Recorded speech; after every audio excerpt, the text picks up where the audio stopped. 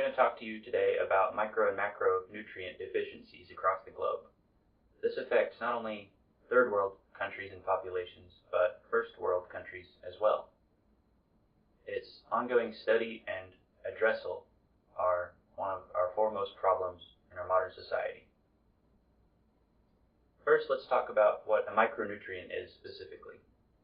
Generally, it's regarded as those nutrients required by humans in trace amounts, as opposed to something like proteins, carbohydrates, or lipids. And while certainly their shortage or deficiency can be detrimental to health, in certain cases, such as zinc, an excess can also be detrimental. So obviously, supplementation is not always the answer. In some cases, people will over-supplement, which will cause even greater problems than micronutrient deficiency. In general, though, micronutrients are either free elemental elements, like magnesium or selenium, or they can be complexed with other compounds, like vitamin C.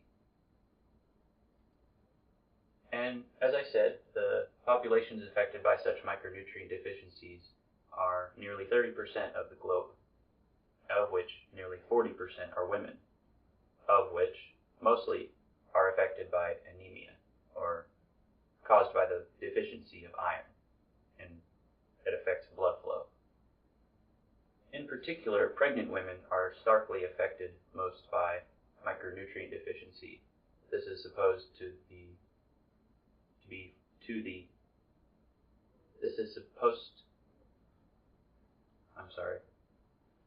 This is supposedly due to the requirements imposed by pregnancy, whereby the mother is eating for two for almost a year. The dietary requirements imposed by this change are significant.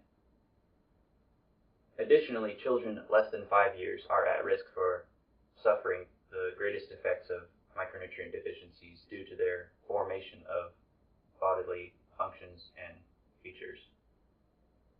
Finally, many unwell elderly populations are most affected by micronutrient deficiencies as well, since they are at a higher incidence of multiple chronic conditions, and these both exacerbate and are hurt by micronutrients deficiencies, rather. The causes for these deficiencies can be as varied as the populations themselves. For example, while a general lack of knowledge and understanding in most populations regarding micronutrients can address and alleviate many of the symptoms, much of the micronutrient shortages are more complicated, such as due to their lacking presence in the soil. Historically, over-farming contributed to this, and today we are still trying to develop methods to introduce micronutrients back into the soil for absorption in food.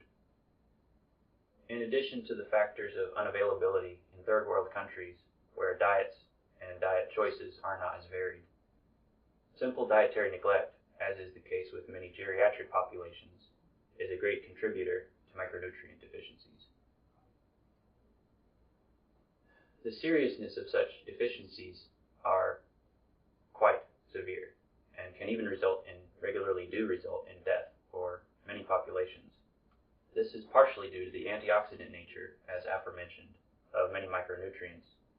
Not only do micronutrients serve to promote the functions such as nutrient transportation and illness combating functions in bodies, but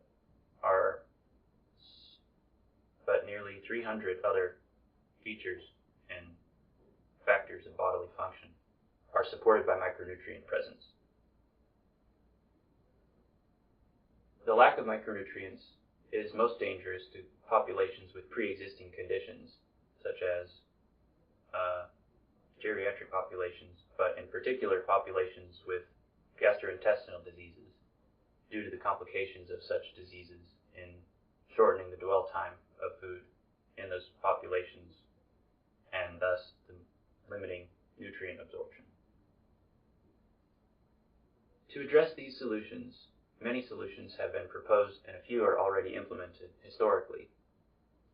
In addition to increasing study and awareness of these, which, for example, zinc, just in the last 50 years, has been greatly studied and found to be required for human health. Cramping can be alleviated by something as simple as drinking water due to the presence of trace magnesium within the water.